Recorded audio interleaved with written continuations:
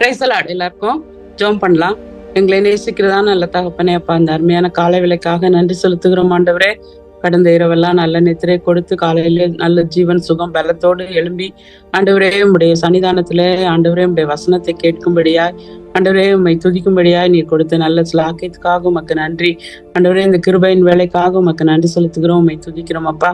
இப்பொழுது கூட கர்த்தாவே இந்த வார்த்தைகளை நாங்கள் தியானிக்கும் பொழுது ஆண்டவரே இந்த வார்த்தைகளின்படி நடக்க ஆண்டவரே நீர் எங்களுக்கு உதவி செய்யும்படியா ஜெபிக்கிறோம் ஆண்டவரே. ஒவ்வொரு நாளும் உடைய வார்த்தைகள் ஆண்டவரே அப்பா எங்களுக்கு ஒரு மன மகிழ்ச்சியா இருக்கிறபடினால ஸ்தோத்திரம் ஆண்டவரே. இந்த நாளிலும் உடைய வார்த்தைகளின் மூலமாய் ஆண்டவரே நாங்கள் இன்னும் பலப்பட எங்கள் ஒவ்வொருவருக்கும் கிருபை தாரும். இந்த நேரம் ஆசீர்வாதமாய் இருக்க உதவி செய்யும். இயேசுவின் நாமத்தில் ஜெபிக்கிறேன் பிதாவே, ஆமென். கர்த்தராகிய இயேசு கிறிஸ்துவின் நாமத்தில் உங்கள் அனைவருக்கும் என் அன்பான வாழ்த்துக்கள். இன்றைக்கும் கூட நம்ம ஒரு வேத வசனத்தை நம்ம படிப்போம். அதுல வந்து பிலிப்பியர் 1ஆம் அதிகாரம் 12ஆம் வசனத்துல இருந்து 26ஆம் வசனம் வரைக்கும் இன்னைக்கு நம்ம தியானம் பண்ண போறோம். இதுல நம்ம பார்த்தோம் அப்படின்னு சொன்னா சோதனைகள் வந்து வாய்ப்புகள் அப்படின்னு சொல்லி இந்த தலைப்பு கொடுக்கப்பட்டிருக்கிறது. நமக்கு வருகிற சோதனைகள் வந்து வாய்ப்புகளே அப்படின்னு சொல்லி நம்ம எண்ணணும் அப்படின்னு சொல்லி போடப்பட்டிருக்கு. இன்னைக்கு வந்து நம்ம பிலிப்பியர் 1ஆம் அதிகாரம் 12ல இருந்து 26 வசனங்களை நம்ம படிக்கும் போது அதுல பவுலனுடைய ஒரு வாழ்க்கையை பத்தி நம்ம அவர் பட்ட கஷ்டங்கள் அவருக்கு வந்த சோதனைகளை குறித்து தான் நம்ம இந்த வசனங்கள்ல நம்ம படிக்கிறோம். வாழ்க்கையில வந்து நமக்கு பலவிதமான பாடுகள் சோதனைகள் நிறைந்ததுதான் நம்முடைய வாழ்க்கை. நல்லாவே போயிட்டு இருக்கோம், எல்லாமே நல்லா நடந்துட்டு இருக்கோம். ஆனா திடீர்னு எதிர்பாராத விதமான நோய், மற்றவர்களா நம்மளை நேசிக்காத ஒரு சூழ்நிலை, இழப்பு, தனிமை, ஏமாற்றம், பலவிதமான எதிர்ப்புகள், இப்படி பலவிதமான சோதனைகள் நம்முடைய வாழ்க்கையில நிறைந்ததுதான் வாழ்க்கை அப்படின்னு சொல்லி பாக்குறோம். இந்த நிறைய பேர் என்ன பண்ணுவாங்க, இந்த மாதிரி சூழ்நிலையில இதெல்லாம் வந்து ஒரு தடையா எனக்கு இருக்கு அப்படின்னு சொல்லி நினைப்பாங்க. ஆனா பவுல் அப்போஸ்தலருடைய வாழ்க்கையில நம்ம பார்க்கும்போது அவைகளை எல்லாமே அவர் வந்து தன்னுடைய வாழ்க்கையினுடைய ஒரு வாய்ப்புகளாக அவர் வந்து பாக்குறாரு. அவருக்கு வந்த கஷ்டங்கள் எல்லாமே ஆண்டவர் எனக்கு கொடுக்கிற ஒரு வாய்ப்புகள், இது வந்து ஒரு தருணம் அப்படின்னு சொல்லி அவர் வந்து பாக்குறாரு. அததான் பவுல் வந்து இந்த பிலிப்பியர் 1ஆம் அதிகாரத்துல அந்த வசனங்கள்ல அவர் வந்து இந்த நிருபத்துல எழுதுறாரு. இந்த நிருபத்தை அவர் பவுல் வந்து எழுதும் போது அவர் வந்து இந்த பிலிப்பியர் நிருபத்தை அவர் எழுதும் போது அவர் ரோம்ல வந்து சிறையில ஒரு வாசமா இருந்தார். சிறைச்சாலையில அவர் இருந்தார். காவலர்களால என்ன பண்ணாரு, சங்கிலியால கட்டப்பட்டு தன்னுடைய எதிர்காலத்தை குறித்து அவருக்கு ஒரு நிச்சயம் இல்லாதவராக இருந்தார். அவருக்கு என்ன நடக்கும் இனிமே என்னுடைய வாழ்க்கையில அப்படின்னு ஒரு நிச்சயமே இல்லை. அப்படிப்பட்ட ஒரு சூழ்நிலையில இருந்த அப்போஸ்தலன் ஆகிய பவுல் வந்து இந்த நிருபத்தை எழுதுறத நம்ம வந்து பாக்குறோம். ஆனா அவருடைய செய்தி வந்து நம்ம படிக்கும் போது, இந்த வசனங்கள் எல்லாம் நம்ம படிக்கும் போது சோதனை வந்ததுனால அவர் சோர்ந்து போகவே இல்லை, ரொம்ப மகிழ்ச்சியா இருந்தார். ஜெயில இருந்தாலும் அநேக நிருபங்களை எழுதினாரு, அவர் வந்து மகிழ்ச்சியா இருந்தார் அப்படின்னு சொல்லி நம்ம பார்க்கலாம். பிலிப்பியர் 1ஆம் அதிகாரம் 12ஆம் வசனத்தை நம்ம படிக்கும் போது அதுல என்ன சொல்றாருன்னா, சகோதரரே எனக்கு சம்பவித்தவைகள் சுவிசேஷம் பிரபலமாகும்படிக்கு ஏதுவாயிட்டு என்று நீங்கள் அறிய மனதாய் இருக்கிறேன் அப்படின்னு சொல்லி சொல்றாரு. அதாவது எனது வந்து சோதனைக்கான வெற்றி வந்து ஒரு கருவியாக என்னை மாற்றியது அப்படின்னு சொல்லி பவுல் வந்து இந்த இடத்துல சொல்றாரு. இந்த பகுதி வந்து கர்த்தருடைய பார்வையில நமது சோதனைகளை நம்ம எப்படி பார்க்கணும், நமக்கு வருகிற சோதனைய நம்ம வந்து எப்படி பார்க்கணும் அப்படின்னு சொல்லி இந்த பகுதி வந்து நமக்கு கற்றுத்தருக்கிறது. அப்போ சோதனைகள் எவ்வாறு வந்து வாய்ப்புகளாக மாறும் அப்படின்னு சொல்லியும் பவுல் வந்து வாழ்க்கையில இருந்து ஒரு சில காரியங்களை நம்ம பார்க்கலாம். இந்த சோதனைகள் வந்து பவுலுடைய பார்வையில பார்க்கும்போது சோதனைகள் வந்து சுவிசேஷத்தை பிரபலமாக்கும்படியாக செய்தது அப்படின்னு சொல்லி சொல்றாரு. 12ஆம் வசனத்துல இருந்து 14ஆம் வசனம் வரைக்கும் நம்ம படிக்கும் போது 13 படிக்கிறேன். அரண்மனை எங்கும் உள்ளவர்களுக்கும் மற்ற யாவருக்கும் என் கட்டுகள் கிறிஸ்துவுக்குள்ளான கட்டுகள் என்று வெளியரங்கமாகி சகோதரரில் அநேகர் என் கட்டுகளாலே கர்த்தருக்குள் திடன் கொண்டு பயமில்லாமல் திருவசனத்தை சொல்லும்படி அதிகமாய் துணிந்திருக்கிறார்கள் அப்படின்னு சொல்லி பவுல் வந்து இங்க சொல்றாரு. அதாவது என்னுடைய ஜெயில் வாழ்க்கை வந்து சுவிசேஷம் முன்னேறதுக்கு உதவியது, சுவிசேஷம் பிரபலமாகும்படிக்கு அது வந்து உதவி செய்தது அப்படின்னு சொல்லி சொல்றாரு. இந்த நேரத்துல பவுலால, ஏன்னா அவர் கட்டப்பட்டிருக்கிறாரு, பவுலால என்ன செய்ய முடியாது, அவருக்கு வந்து பிரயாணம் பண்ணவும் முடியாது, பொது இடத்துல போய் இயேசு கிறிஸ்துவ பத்தி அவர் பிரசங்கிக்கவும் முடியாது, ஏன்னா அவர் ஜெயில இருக்கிறார். ஆனா அந்த ஒரு இடத்த கூட அவர் என்ன பண்ணாராம், பவுல் வந்து சுவிசேஷம் பிரபலமாகும்படிக்கு ஒரு ஊழியத்தினுடைய ஒரு இடமாக அவர் வந்து அதை கொண்டு வந்தாரு அப்படின்னு சொல்லி நம்ம பாக்குறோம். ஏன்னா அவர் வந்து ஜெயில அடைக்கப்பட்டிருக்காரு, அங்க போய் யாருக்குமே அவர் சுவிசேஷம் வெளியே போய் சொல்லவே முடியாத ஒரு சூழ்நிலையில அவர் இருந்தார். ஆனா கூட அவர்கிட்ட யாரெல்லாம் இருந்தாங்க அப்படின்னு சொல்லி பாத்தீங்கன்னா, ரோம சேவகர்கள் அங்க இருக்கிறாங்க. அப்போ அவங்களுக்கு என்ன பண்ணலாம், இவர் வந்து அவர் கை காலை தான் கட்டி வச்சிருப்பாங்க, ஆனா வாயை என்ன பண்ண முடியாது, அவருக்கு ஒண்ணும் செய்ய கட்டி வச்சுக்க முடியாது. அதனால அவர் என்ன பண்ணாரு, தன்னால முடிந்த அளவுக்கு என்ன யார் யாருக்கெல்லாம் சுவிசேஷம் சொல்ல முடியுமோ அந்த அப்படி சொன்னாரு அப்படின்னு சொல்லிட்டு அந்த வசனத்துல நம்ம படிக்கிறோம் பாருங்க. 12ஆம் வசனத்துல, எனக்கு சம்பவித்தவைகள்னா அவருக்கு கட்டப்பட்ட அந்த கட்டுகள் சுவிசேஷம் பிரபலமாகும்படிக்கு ஏதுவாயிற்று அப்படின்னு சொல்லி சொல்றாரு. அது மட்டும் இல்லாம 13ஆம் வசனத்துல பாருங்க, அரமனை எங்கும் உள்ளவர்களுக்கும் மற்ற யாவருக்கும் என் கட்டுகள் கிறிஸ்துவுக்குள்ளான கட்டுகள் என்று வெளியரங்கமாச்சு அப்படின்னு சொல்லி சொல்றாரு. அப்புறம் இன்னொன்னு என்ன சொல்றாரு, என்னுடைய கட்டுகளால மற்றவங்க என்ன பண்ணாங்க, சகோதரரில் அநேகர் கர்த்தருக்குள் திடன் கொண்டு பயமில்லாமல் திருவசனத்தை அவங்க வந்து தைரியமா சொல்றதுக்கு ஒரு ஏதுவாச்சு அப்படின்னு சொல்லி சொல்றாரு. அதனால என்னுடைய எனக்கு வந்து சோதனை வந்து சுவிசேஷத்தை பிரபலமாக்க தான் ஆச்சு அப்படின்னு சொல்லி பவுல் வந்து இங்க சொல்றத நம்ம பாக்குறோம். அதனால அவர் என்ன பண்ணாரு, ரோமானிய சேவகர்கள் வீரர்களுக்கு அந்த நேரத்துல என்ன பண்ணிக்கலாம், அவரு கிறிஸ்துவை பத்தி அவர் வந்து பகிர்ந்து கொள்ள அந்த நேரத்தை வந்து அவர் பயன்படுத்தினாரு அப்படின்னு சொல்லி நம்ம பாக்குறோம். ஒருவேளை அந்த 13ஆம் வசனத்துல நம்ம பாக்குறோம், அரமனை எங்கும் உள்ளவர்களுக்கும் அப்படின்னு சொல்லி பார்க்கும்போது, நீங்க இந்த பிலிப்பியர் 4ஆம் அதிகாரம் 22ஆம் வசனத்துல கூட நீங்க பாத்தீங்கன்னா அதுல சொல்வாரு, பரிசுத்தவான்கள் அனைவரும் விசேஷமாக ராயனுடைய அரண்மனையில் உள்ளவர்களும் உங்களுக்கு வாழ்த்துதல் சொல்லுகிறார்கள். அப்போ சீஷர் அந்த அதாவது அந்த அதிகாரிகளுடைய வீட்டுல இருந்தவங்க கூட என்ன பண்ணாங்க, விசுவாசிகளாக மாறினாங்க, அதனால அவங்க வாழ்த்துதல் சொல்றாங்க அப்படின்னு சொல்லி இங்க வந்து பவுல் வந்து சொல்றத நம்ம வாசிக்கிறோம். அப்போ பவுலுடைய தைரியத்தினால மற்ற விசுவாசிகள் கூட என்ன பண்றாங்க, பயமின்றி ஆண்டவருடைய வார்த்தையை பிரசங்கிக்க அவங்க என்ன பண்ணாங்க, தைரியம் பெற்றார்கள் அப்படின்னு சொல்லி நம்ம வாசிக்கிறோம். அப்போ அந்த தைரியம் அவருக்கு எங்க இருந்து வந்துச்சுன்னா, எப்படியாவது சுவிசேஷம் என்ன செய்யணும், பிரபலம் ஆகணும், எங்க இருந்தாலும், நான் கட்டுல இருந்தாலும் சரி, நான் வெளியே இருந்தாலும் சரி, ஆண்டவருடைய சுவிசேஷத்தை நான் வந்து சொல்லணும் அப்படின்ற ஒரு தைரியம் அவருக்கு இருந்தது அப்படின்னு சொல்லி பாக்குறோம். நம்முடைய வாழ்க்கையிலயும் கூட சில நேரத்துல இப்படிப்பட்டதான சூழ்நிலைகள் வரும், சோதனைகள் வரும். சோதனை வரும்போது நம்ம என்ன செய்யக்கூடாது, சோர்ந்து போகவே கூடாது. ஏன்னா தேவ பக்தியாய் நடக்க நாம் மனதாய் இருக்கும்போது பாடுகள் என்ன செய்யும், ஒன்றன் பின் ஒன்றாக நம்ம தேடி வந்து நம்மள துன்பப்படுத்துகிறது. 2 தீமோத்தேயு 3:12 கூட நம்ம வாசிக்கிறோம், அன்றியும் தேவ பக்தியாய் நடக்க மனதாய் இருக்கிறவர்கள் துன்பப்படுவார்கள் அப்படின்னு வேதம் வந்து நமக்கு சொல்லுது. ஆனா அந்த பாடுகளின் மத்தியில கூட கர்த்தர் நம்ம கூட இருந்து அவைகளிலிருந்து வெளியே நம்மளை கொண்டு வருவார். அதற்கு பிறகு நமக்கு என்ன கிடைக்கும், மகிமையும் கனத்தையும் அவரே நமக்கு கொடுக்கிறாரு. அவருடைய சமூகம் நமக்கு முன்பதாக செல்லும். பாடுகள் அத்தனையும் அவர் என்ன பண்ணுவார், ஆச்சரியமான முறையிலே மாற்றி ஒரு நிறைவான ஆசீர்வாதத்தை அவர் கொடுப்பார். யோசேப்புனுடைய வாழ்க்கையை நம்ம பார்க்கும்போது, நீங்க ஆதியாகமம் 37-50ஆம் அதிகாரம் வரைக்கும் நம்ம யோசேப்பினுடைய சரித்திரத்தை நம்ம படிக்கிறோம். யோசேப்பு வந்து அவருடைய சகோதரர்களால காட்டி கொடுக்கப்பட்டு அடிமையா வைக்கப்பட்டு சிறையில தள்ளப்பட்டார். பல ஆண்டுகளுக்கு பின்பு என்ன பண்ணாரு, ஆண்டவர் வந்து அவர் அதிபதியாக தன்னுடைய சகோதரர்கள் முன்பதாக அவர் நிற்கும் போது ஒரு காரியத்தை அந்த சகோதரர்களுக்கு சொல்றார். நீங்க வந்து ஆதியாகமம் 50ஆம் அதிகாரம் 20ஆம் வசனம் நீங்க படிச்சீங்கன்னா அதுல வந்து சொல்றாரு, யாரு, யோசேப்பு வந்து தன்னுடைய சகோதரர்களுக்கு சொல்றாரு. சகோதரர் என்ன செய்யறாங்கன்னா ரொம்ப பயப்படுறாங்க அவங்க தகப்பன் இறந்த பிறகு. அப்போ அவர் சொல்றாரு, நீங்கள் எனக்கு தீமை செய்ய நினைத்தீர்கள், தேவனோ இப்பொழுது நடந்து வருகிறபடியே வெகு ஜனங்களை உயிரோட காக்கும்படிக்கு அதை நன்மையாக முடிய பண்ணினார் அப்படின்னு சொல்லி. ஒருவேளை சோகமா இருந்திருக்கலாம், சோகமான ஒரு சூழ்நிலை யோசேப்பினுடைய வாழ்க்கை. ஏன்னா ஜெயில போட்டாங்க, அவர் வந்து அடிமையா அவர் விற்கப்பட்டாரு, அவங்க தப்பு பண்ணாத தப்புக்கு தப்பு பண்ணாருன்னு சொல்லி அவர் ஜெயில போட்டாங்க. ஆனா அவரை வந்து என்ன பண்ணாரு, ஆண்டவர் ஒரு அதிபதியா, எகிப்துக்கே ஒரு அதிபதியா அவர் மாத்தினாரு. அப்போ சோதனைகள் வரும்போது நம்ம வந்து ஏன் வந்துச்சு அப்படின்னு நம்ம வந்து கேட்க கூடாது.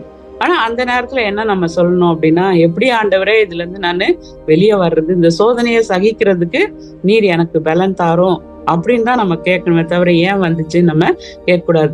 சில நேரத்துல நம்ம கூட வேலை செய்யும் இடம், மருத்துவமனை ஒரு வேலை இருந்தா கூட கர்த்தர் வந்து நம் வாழ்க்கையின் மூலமா என்ன செய்ய முடியும், பிரகாசிக்கிற ஒரு இடமா நாம அதை மாற்ற முடியும். எந்த சோதனை வந்த சூழ்நிலையில நம்ம இருந்தா கூட சரி, அந்த இடத்த பவுல் வந்து எப்படி அந்த ஜெயில இருந்து கூட அவர் என்ன பண்ணாரு, அந்த வீரர்களுக்கெல்லாம் எப்படி ஆண்டவருடைய சுவிசேஷத்தை அவர் வந்து சொன்னாரோ, அதே போல நம்ம இருக்கிற எந்த சூழ்நிலை ஒரு சோதனைய நிறைந்த ஒரு இடமா கூட இருக்கலாம், அந்த இடத்த கூட நம்ம சுவிசேஷம் சொல்றதுக்கு ஆண்டவரை பிரபலமாக்குகிறதுக்கு ஒரு இடமாக நம்மளால மாற்றிக்கொள்ள முடியும் அப்படின்னு சொல்லி நம்ம இந்த யோசேப்பினுடைய வாழ்க்கை, பவுலினுடைய வாழ்க்கையில இருந்து நம்ம தெரிந்து கொள்றோம்.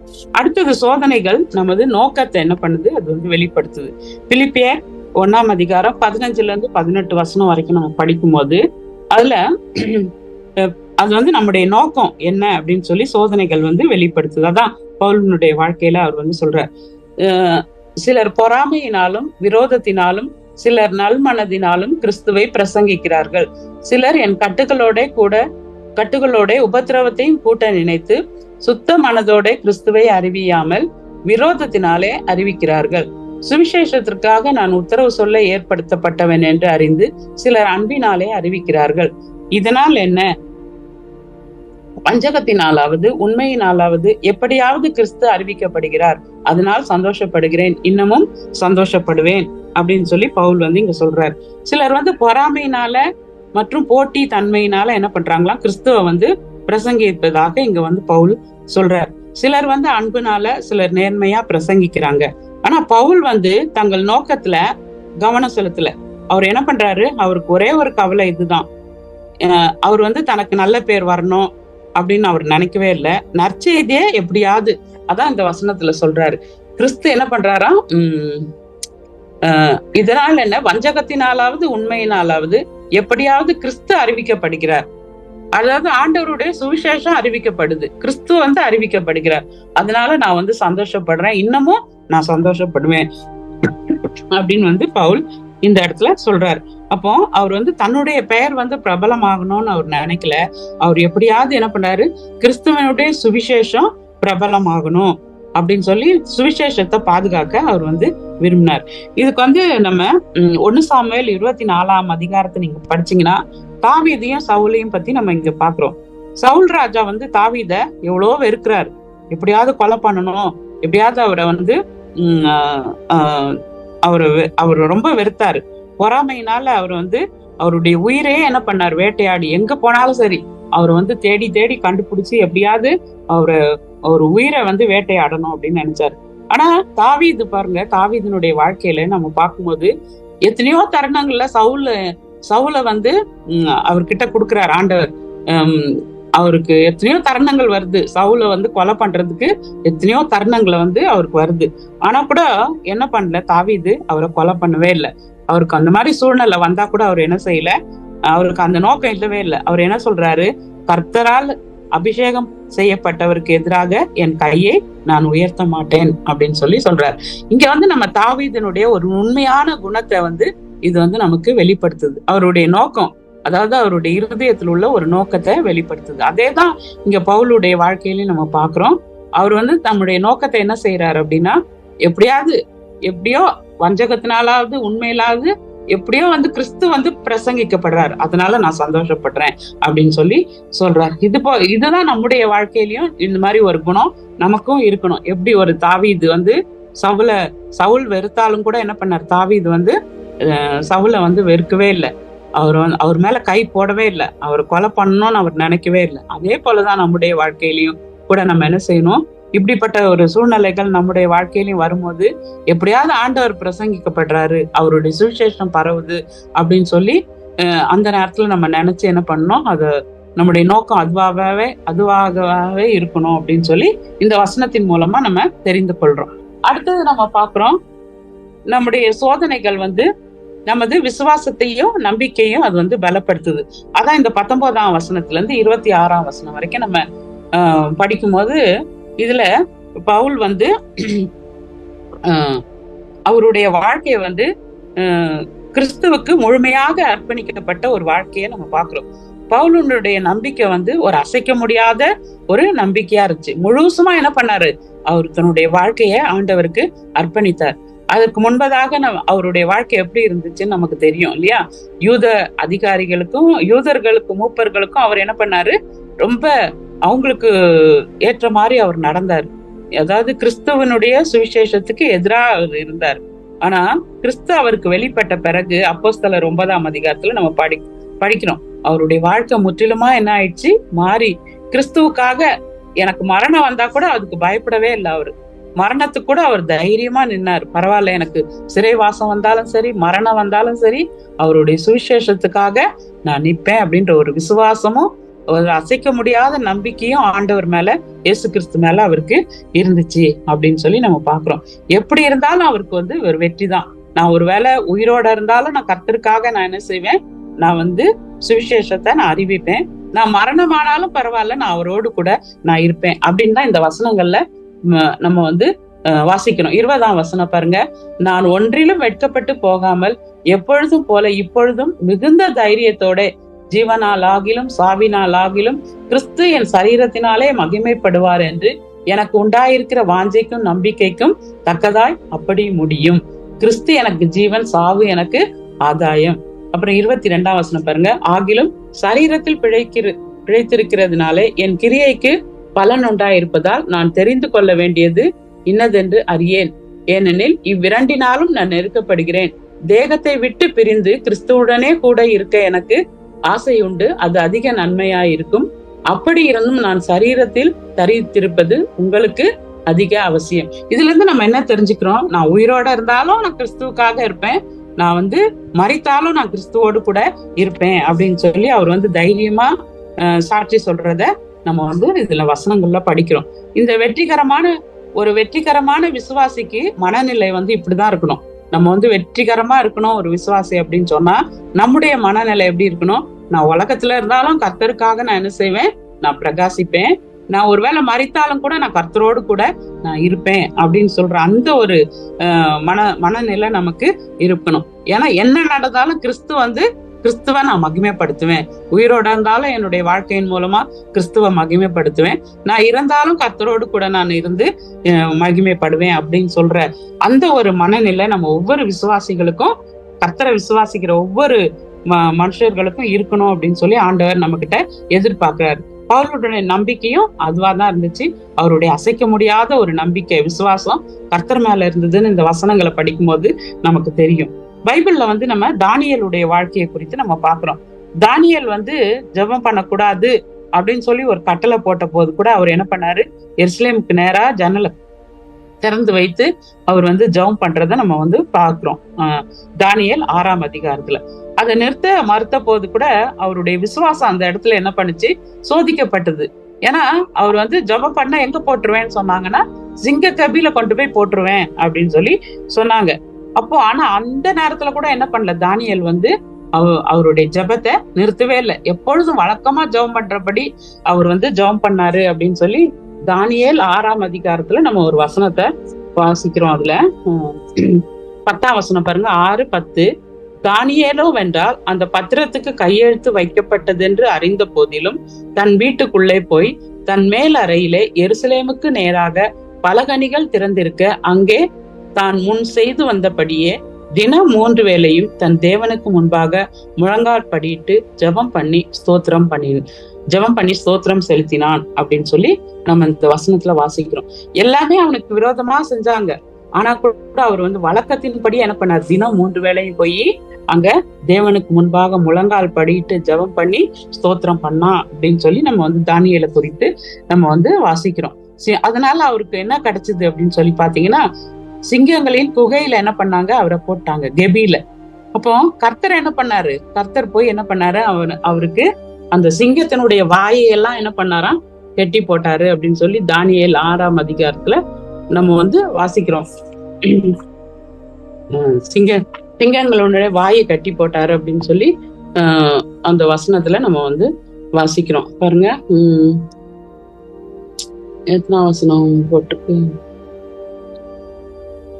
வாயை கட்டினார் அப்படின்னு. 22ஆம் வசனம் பாருங்க. சிங்கங்கள் என்னை சேதப்படுத்தாதபடிக்கு தேவன் தம்முடைய தூதனை அனுப்பி அவைகளின் வாயை கட்டி போட்டார். அதேனென்றால் அவருக்கு முன்பாக நான் குற்றமற்றவனாய் காணப்பட்டேன், ராஜாவாகிய உமக்கு முன்பாகவும் நான் நீதிகேடு செய்ததில்லை அப்படின்னு சொல்லி ராஜா கிட்ட வந்து ராஜா கேட்கும் போது என்ன பண்றாரு, தானியேல் வந்து சொல்றதா அந்த வசனத்துல நம்ம வாசிக்கிறோம்.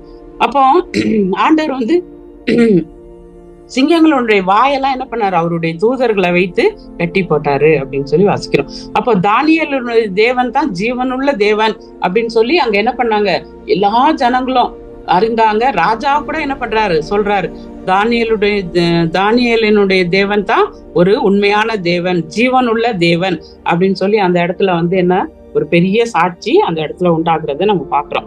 அப்போ அவரது சோதனை வந்து அந்த ராஜ்யம் முழுவதும் தேவனை மகிமைப்படுத்தும் ஒரு சாட்சியாக மாறியது அப்படின்னு சொல்லி நம்ம பாக்குறோம். அவருடைய வாழ்க்கையின் மூலமா அவர் ஆண்டவர் மேல வைத்திருந்த விசுவாசம் நம்பிக்கையின் மூலமா என்ன ஆச்சா, அந்த ராஜ்யம் முழுவதும் ஆண்டவர் தான் ஜீவனுள்ள தேவன் அப்படின்னு சொல்லி ஒரு சாட்சியாக மாறியது அப்படின்னு சொல்லி நம்ம வந்து வாசிக்கிறோம். இப்போ நம்முடைய வாழ்க்கையிலையும் கூட இப்படிப்பட்டதான சோதனைகள், நோய், இழப்பு, துன்பம், கஷ்டம் இதெல்லாம் நம்ம எதிர்கொள்ளும் போது நம்ம என்ன செய்யக்கூடாது, விசுவாசத்தை எழுந்து போகக்கூடாது. பாருங்க, தானியேலுக்கு எவ்வளோ பெரிய சோதனை இல்லையா, அவருடைய ஜீவனே போகும்படியான ஒரு சோதனை, பயப்படுற ஒரு சூழ்நிலை. ஆனா கூட அவர் என்ன பண்ணாரு, ஆண்டவர் மேல விசுவாசத்தோட தைரியமா நம்பிக்கையோட கர்த்தர் மேல நம்பிக்கையா இருந்துச்சு. ஒருவேளை சிங்கம் சாப்பிட்டா கூட நான் யார்கிட்ட போவேன், ஆண்டவர்கிட்ட போவேன்.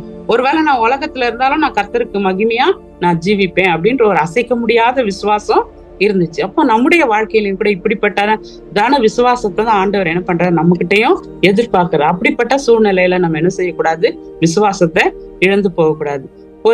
ஒரு விசுவாசனுடைய கண்ணோட்டம் எப்படி இருக்கணும் அப்படின்னு சொல்லி பாத்தீங்கன்னா, பவுல போல, ஒரு தானியேலை போல, ஒரு யோசேப்பை போல இருக்கணும். சூழ்நிலைகள் வந்து நம்ம பார்த்து சூழ்நிலைகள் வந்து நம்மளை கட்டுப்படுத்தவே கூடாது அப்படின்னு சொல்லி நம்ம பார்க்கணும். கஷ்டத்திலயும் வேதனை மத்தியிலையும் நம்ம வந்து நம்பிக்கையை யார் மேல வைக்கணும், ஆண்டவர் மேல வைக்கணும். அவர் நம்மளை காப்பாற்றுவார், நம்மளை பாதுகாப்பார்.